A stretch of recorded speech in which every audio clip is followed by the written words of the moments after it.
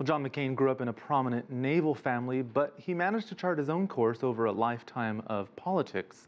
Lester Munson is with a leading government relations firm here in Washington. His career includes spending nearly 3 decades on Capitol Hill and as part of the Bush administration. Lester, thank you for joining us. As we just heard, Donald Trump not expected to attend. What do you make of that?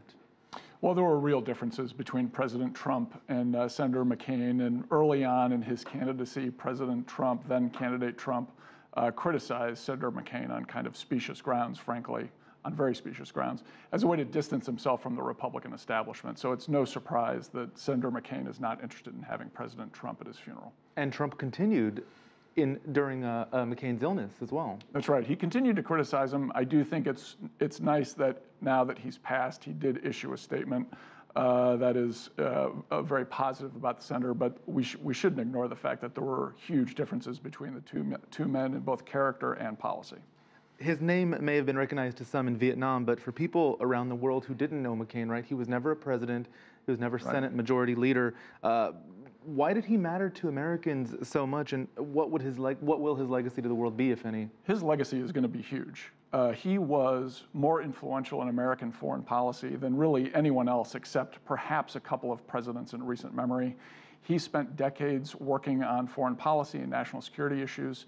He led huge efforts in Congress and in Washington to advance U.S. foreign policy goals.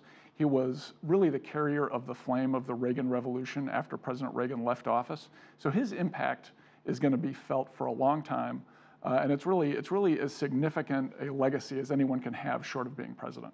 So who picks up the McCain mantle now?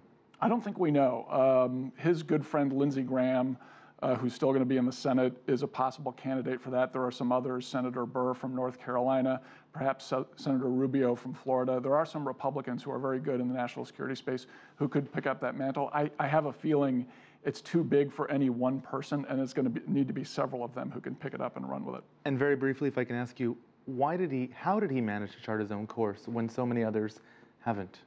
Well, he has an incredible personal history that your very good report showed. He was utterly unafraid of any circumstances. He'd been through the worst that humanity had to offer. So when people threatened him politically, he kind of responded by punching them in the face. Nothing ever really bothered him. He was unafraid of any opponent. He was willing to pick up any cause that he thought was just and advance it as best he could. And among the people, he's survived by his mother, who's 106 years old, we should point out. Very tough family. Lester Munson, thank you so much for joining us.